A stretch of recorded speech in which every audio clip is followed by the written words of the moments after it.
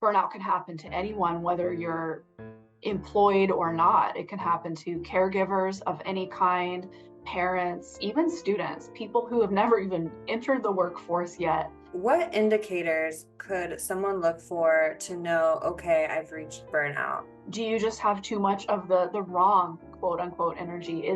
Are you doing things that are out of alignment with you? Too often we focus on changing these outside circumstances instead of looking within, which is where our power actually is.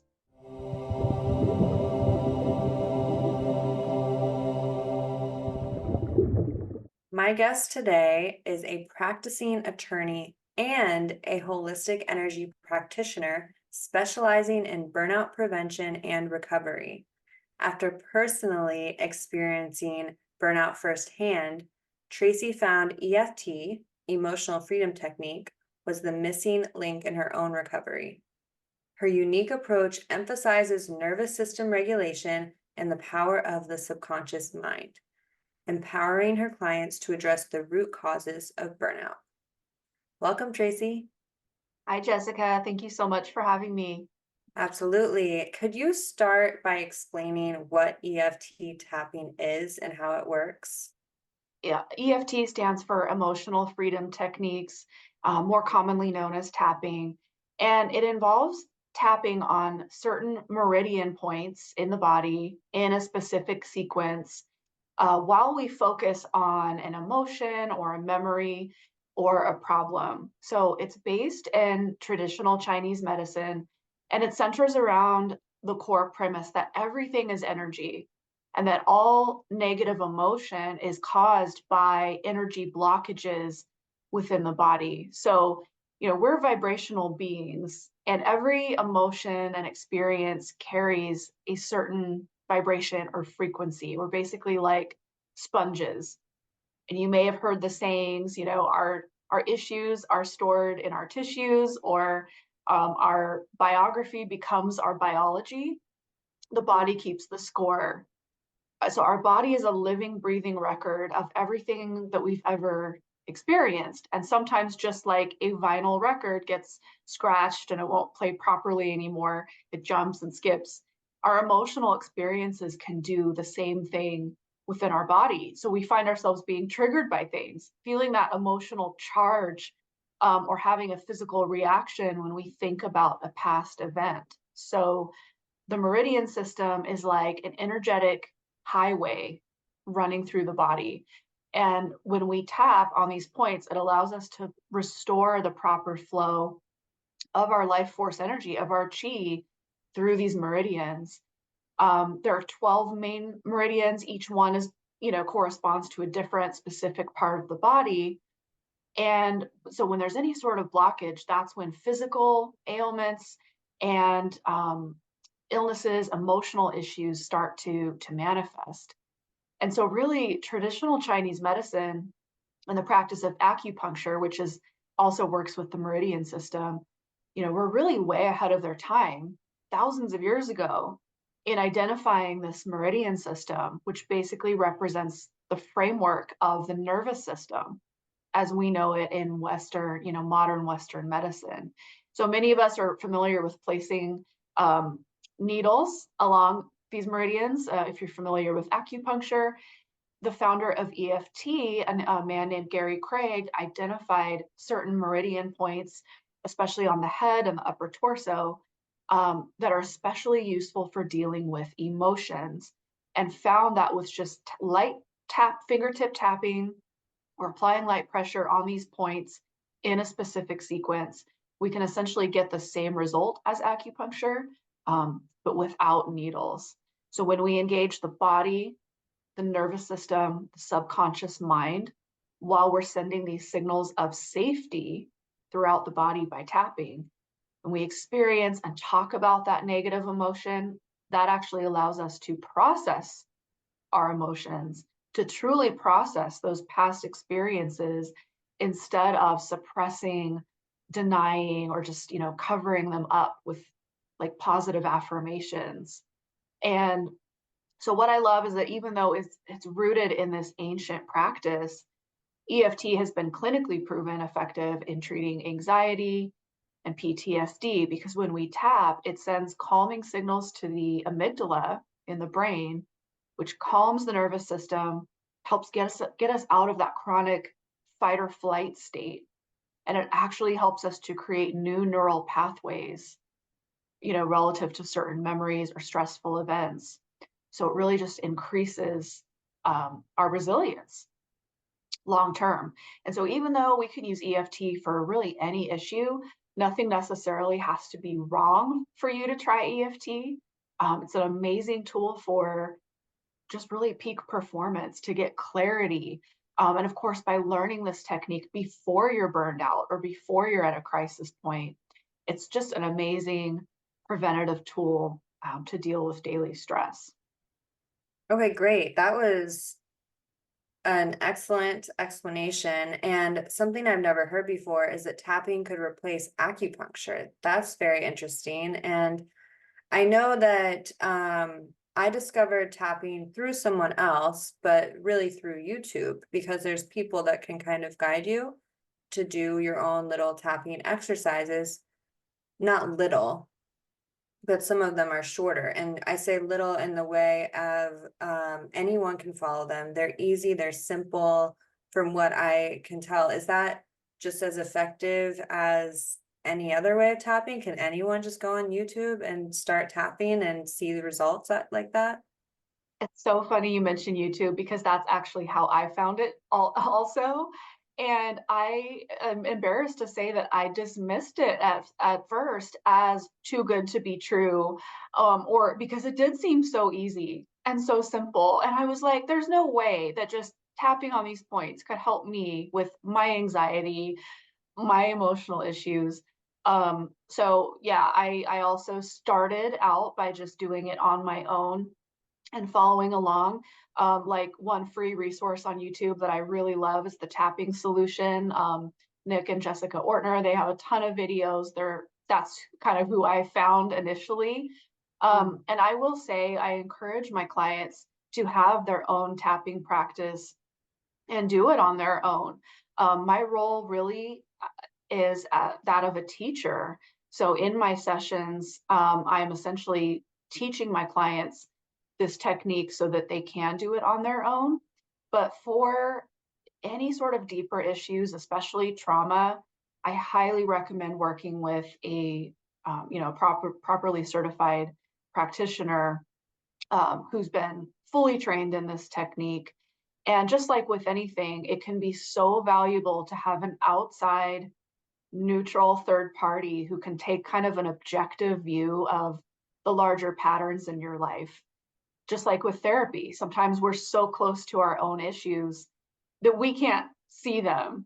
And so, working with a trained practitioner who knows what questions to ask, who is observing your body language, who's able to give feedback in real time, in my opinion, is priceless and really no substitute. There's really no substitute for that, but by all means, also tap on your own and access those free resources too, because this should be accessible to everyone. Yes, and it's great that it really is now so easy to find tools like this. What indicators could someone look for to know, okay, I've reached burnout? I need to do something about this. Yeah, so there are a lot of symptoms we can talk about. I mean, even the World Health Organization has officially recognized burnout as an occupational phenomenon. So, dealing with work, I would say burnout can happen to anyone, whether you're employed or not. It can happen to caregivers of any kind, parents, even students, people who have never even entered the workforce yet are starting to experience burnout. And I think that's kind of just a function of a lot of societal factors. But really, how I define burnout is a chronic state of depletion, that getting rest is no longer fixing this just chronic state of depletion, dissatisfaction, irritability, loss of interest. And it can be tricky because a lot of those symptoms will kind of parallel maybe a depression diagnosis. And the two can definitely coexist. And it's like, well, which came first? Am I burned out because I'm depressed? Or am I depressed because I'm burned out? But Mm. from just strictly like an energetic perspective, um, I like to look at it as quantity and quality. So quantity being burnout is where you just have more energy going out than you have coming back in to replenish you. So we're meant to be like a conduit for energy that's flowing to us and through us. Ideally, we're in a state of overflow where our own needs are met, we're fully resourced, and then the excess can kind of spill out to everyone else in terms of our purpose work and our energy, sharing our gifts and ourselves with others. Um, that can, so we can get out of balance there either because we are doing too much and or we're not allowing enough things to come in and replenish us. So one thing I see a lot with my clients is a difficulty with receiving, whether that's receiving gifts, receiving compliments, receiving or asking for help. So we kind of cut ourselves off from the things that would be filling us back up. In terms of quantity, we can look, or quality, excuse me, we can look at the type of energy. Is do you just have too much of the wrong quote unquote energy? Are you doing things that are out of alignment with you, that are out of alignment with your core purpose and values and priorities? Are you spending too much time with just people who are no longer in alignment with you, or relationships that aren't really in, for your highest and best good anymore? So I think we have to look at a number of factors, but the single most important thing I've learned about burnout is it's never really about the job or about any outside circumstance, really. It's a symptom of much deeper issues. And so, um, while these outside stressors can definitely be a factor, too often we focus on changing these outside circumstances instead of looking within, which is where our power actually is. Yes. Okay. So what I'm hearing is if we feel burnout, then we kind of want to reevaluate our life. Where is our energy going? Are we satisfied? Are we enjoying the things that we're doing on an everyday basis, whether that's the person we're with, the job that we have, the hobbies that we have? Because I feel like there could be two people that live seemingly the same lives. Maybe they both have 3 kids and they both have a husband or a wife and they have a full-time career and all these other things going on. And one person, it energizes them, while the other person, it feels more draining to them. And so I don't know, maybe it's perspective there, or it's someone's living a life that they don't actually desire. That is so true and so accurate. And I know for me, I struggled with that a lot where I wasn't happy in my career as an attorney and feeling like something was wrong with me because everyone else around me seemed to be thriving. I mean, they really probably weren't, but we put on these facades for people. And, when we're willing to be that honest with ourselves and really ask those hard questions, like, am I living an authentic life to who I am? Um, and feel those negative emotions. Those answers can be so powerful if we're willing to just sit with them and listen to them, because that can show us where our needs aren't being met, can show us where maybe we've abandoned ourselves or what we might need to let go of. And so for most clients, yeah, their burnout is trying to show them those exact things. It's trying to show them where they're out of alignment, with their true selves and with their soul's purpose. Could you elaborate on how the subconscious mind interprets familiarity as safety and what impact this can have on our lives and mental health? Absolutely. So, our subconscious is like a huge memory bank, stores the information of everything we've ever experienced. It's always working in the background. Um, and around 90% of our brain activity is subconscious rather than conscious. And so the main goal of our subconscious is to keep us safe. That's it's kind of primitive in that way, where it's not really able to see the bigger picture of our highest and best good. It's literally wired for more of like primal survival and safety. And so what happens is anything that becomes a familiar pattern in our life, especially if it felt familiar in childhood, the subconscious isn't evolved enough to recognize that as maybe harmful or negative.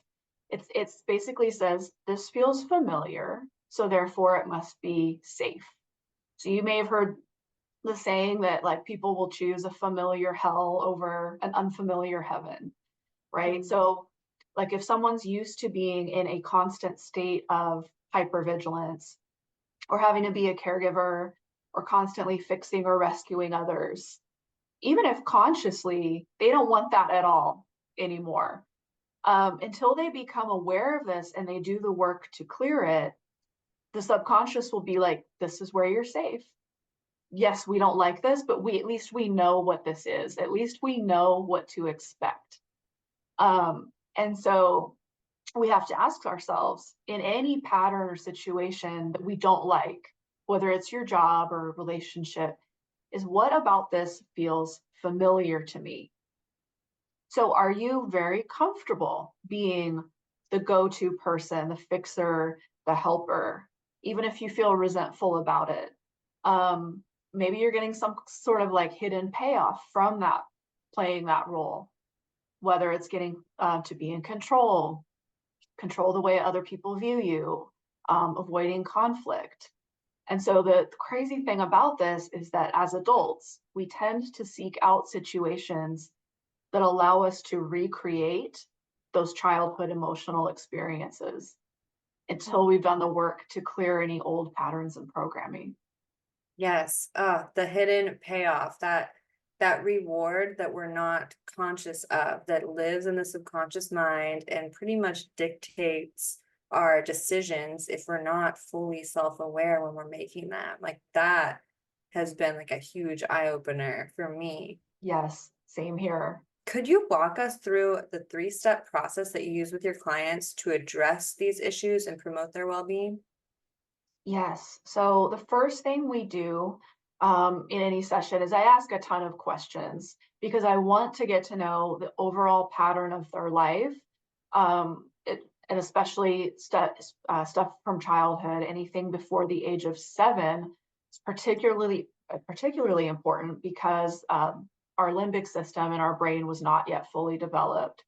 So after we get a ton of information, the first step is really to um, take the edge off, get out of that fight or flight crisis mode, because it's kind of like the hierarchy of needs. We can't really focus on our growth or healing when we're literally in survival mode and our body thinks that we are in a life or death situation. So the first step is taking the edge off, bringing that reactivity and that stress level down. So in a session, we score everything on a subjective, like 0 through 10 scale. So whatever issue we're choosing to work on, I'll ask how strongly are you feeling this?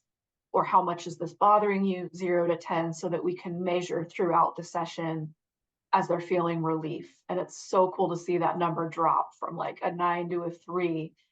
And then we can get into working on the deeper issues. So that might include things like um, childhood, programming we picked up in childhood in our family of origin, maybe around money or how hard we're supposed to work, those childhood family dynamics, past trauma, nervous system dysregulation that people may have been carrying around with them for years and years and years. Those subconscious blocks, like especially fears, limiting beliefs around money, things like living outside of your true purpose or not being in alignment with yourself. We can use EFT to um, really access the subconscious and get into where the stuff is stored But instead of trying to reason it and talk about it and address it cognitively, which most of us are really good at, we can talk things to death, right? But we've forgotten about the body component. So in terms of the communication between brain and body, 80% is going from our body to our brain. Only 20% is going from our brain to our body. So we really need these somatic techniques to be able to release some of this stuff. We kind of need to flip the paradigm, and instead of focusing all our energy up here on our thoughts and trying to, use our brain and our willpower to make things happen, when you get your body on board with this process, that's where like people start clearing stuff so rapidly. It's just crazy. And then lastly is once we've cleared the third step is after we've cleared some of those big sticky issues that are really holding them back, then we can start building. Then we can start saying, okay, let's create the life that we do want. What are your deepest core values? What is your purpose and mission in life? What are your true priorities? And then we can kind of get into creating mode, obviously clearing stuff as it comes up. And I should say this isn't like a 1, 2, 3 linear process. Sometimes it might go like that. Other times the steps can happen out of order, or we'll need to go back as many times as we need to as that stress and reactivity comes up, or as a new issue surfaces to be healed. But it's really cool how your subconscious will know when you're ready, and new issues will start to surface as they're ready to be addressed. Mhm. Just to recap for the listeners, step one, we have get out of fight or flight. You want to take the edge off. You want to bring the stress down first and foremost. Step two, you can get into the deeper issues. So this could be childhood programming, past traumas, limiting beliefs. Step three, you start building. So you figure out your core values, your priorities, your mission in life, and you can start creating the life that you want. Could you share any success stories or examples of clients who have benefited from either the EFT tapping or your approach to addressing burnout and subconscious patterns? Oh, yes. Gosh, it's hard to pick just one, but one of the coolest ones was I had a client who realized how much her workplace team dynamics really mirrored the dynamics in her family of origin. And of course, this was something she was totally unaware of. So she had grown up with like a very critical kind of like helicopter overprotective parent. And she was kind of carrying that energy around with her whole life, feeling like, oh, nothing I do is good enough. I can't be trusted to make my own decisions or make mistakes. So she had an extremely micromanaging boss, which is just totally paralleled her relationship with that parent. And that was something she had never like made that connection with. And so the craziest thing was that once we were able to clear um, some of that residual stuff surrounding the parent, we weren't even focusing on the boss. Like, right, that's the issue she came to me for, is I'm so stressed in my workplace. And we're like, forget about the workplace. Let's focus on the first time you felt this feeling. Where does this feel familiar? And she's like, oh, my mom. Once we cleared the stuff with the parent, um, within like, I don't know, 10 days or something, the boss left. Like, Wow. went to another part of the organization or got a new job or whatever. And I say that because it's so important to remember that our inner reality really does create our outer reality, as within, so without. Once she became no longer a vibrational match to that person and that dynamic, that like kind of push pull dynamic was over, and the person just went somewhere else. Mhm. For others, they will find though that maybe the person who this problematic person won't leave, but they'll start to see changes in them because they do start relating to each other differently. I've had clients who have felt, finally had the courage to make a career change and get past some of the fears that are keeping them stuck there. Um, yeah, so it's just been amazing to see, because if you can do all of this spiritual work, you can do all of your healing work and meditate and go to retreats on the weekends and stuff, but if it's not showing up in a practical way in your day-to-day life, it's like we're really kind of missing the point, because you should be living out um that practice. It should show up in every aspect of your life. Mhm.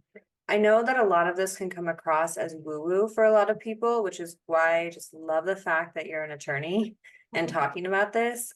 So I would love if you could share what are some common misconceptions or misunderstandings, like from your experience, that people have had about tapping the subconscious mind, anything like that that you would want to clarify. Yeah, so tapping has really only been around in its current form since the early 1990s, so it is still fairly new. It is becoming more mainstream, where a lot of you know, therapists and more mainstream therapists are starting to use this and recognize this as a technique. So one reason I love EFT is that you can approach it from either an energy healing perspective or a totally mainstream Western medicine perspective, because there are all these clinical studies proving how effective it is in treating things like anxiety and PTSD. So, for someone who's maybe not as drawn to the energetic side of things, you can look at the actual impact that it has on the brain and these measurable, tangible results that people see, even just in a totally like clinical medical setting. It works whether you understand what's going on or not, whether you are into, balancing your chakras or not, doesn't matter. It will work for everybody. And it is not hypnosis. So you are in full control at all times.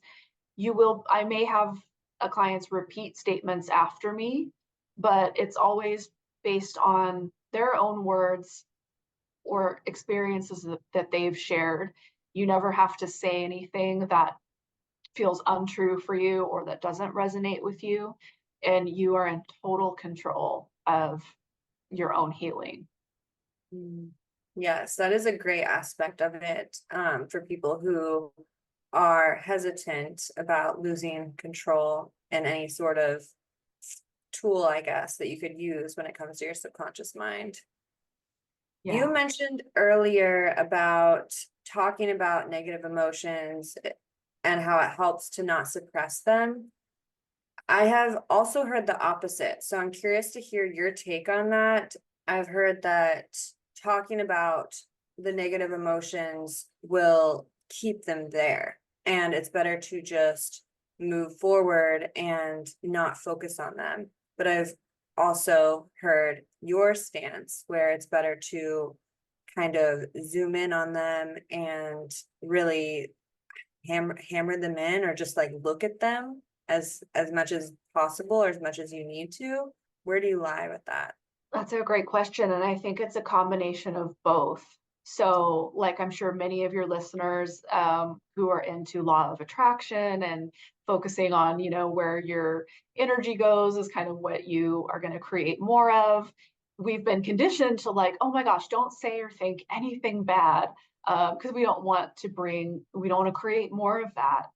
But it's also true that what we resist persists. And so, yes, talking about something just to ruminate on it over and over and spiral down and get into a dark place is not helpful. We don't want to do that. What I love about EFT is that it is a processing tool to actually move it through and clear it from your system, so to speak. So It's kind of like you could have something lying dormant, some old unresolved emotional pain, for years and years, and ignoring it, it's like it's gonna be active within you anyway. It's because it's gonna come out in subconscious ways, right? It's gonna come out as self-sabotage or sneaky, um, other things that are gonna start showing up in your life. So it's like we could ignore it and suppress it, or we could spend 30 minutes and get rid of it once and for all. And so I think we have to do both, but in a way that just honors that, yes, we are spiritual beings having a human experience, but we are human and our emotions are essentially just information. And so rather than viewing them as negative or positive, we can just view them as information based on how they make us feel. So the worse something feels, that's just telling you that um, it's that it's not in alignment with your inner being and the truth of who you really are. Mm, yes, that resonates. Yeah. Are there any specific tips or practices that you can recommend for our listeners that they could do now or they could practice at home that would be tangible if they're experiencing stress or burnout or other emotional challenges? So obviously I'm going to say EFT tapping just because that is the best technique so far that I have found. And I love, I've done so many other healing modalities. I've done breath work, I've done sound healing, Reiki, meditation, traditional talk therapy. And I will say everything has its place. I don't think you can make a mistake or really do anything wrong in your healing, because at the very least, you're going to realize what works for you or what doesn't, what you like or what maybe just doesn't feel as good. And so, but I know for a lot of people who, especially if you have a very analytical, logical mind, it can be difficult to meditate. I know for me personally, trying to quiet my mind is is next to impossible. I still can only do like guided meditations. And Mhm. so what a lot of people love about EFT is rather than some of the more passive techniques where you are just receiving or kind of feeling like you're just laying there, which can stress you out even more. Having an active technique with a pattern that you follow and being able to immediately gauge your results really helps with that stress because you're actually doing something. You're physically releasing that stress. Where can our listeners learn more about your work and connect with you if they'd like to explore these topics further? So my website is tapoutburnout.com. I'm also on Instagram, YouTube, and LinkedIn. And so I would love to connect with you. I offer um, free 30-minute burnout strategy sessions where we can just chat about what issues you might be facing and whether doing this work might be a good fit for you. And especially for your listeners, I'd love to offer a special discounted rate. So I think you have the information to put that in the show notes. If not, or if you have any trouble accessing that, you can always just reach out to me and mention Evolving with Jessica, and we'll get you set up with that special rate. Oh, amazing. That's very generous. And I do have one more question for you, but before I ask it, was there anything that you would like to share or discuss today that we didn't cover? I don't think so. This has been so fun, and yes, thank you for letting me share. Okay, great. So my last question for you is, what is your number one health tip, whether it's diet, mindset, nutrition, physical, emotional, just the one piece of advice you would like everybody to know? Is how powerful you are, is to just know how powerful you are, because we have a lot of systems at play that have been designed to strip us of our power or make us forget. And when you take radical responsibility for your own health, your own well-being, everything in your experience, and you can achieve anything. So Mm. Yes. Oh, so true. So true. Thank you so much, Tracy, for your time and your expertise and for just sharing all of your wisdom with us today. thank you so much, Jessica. Have a beautiful day. You too. Thank you.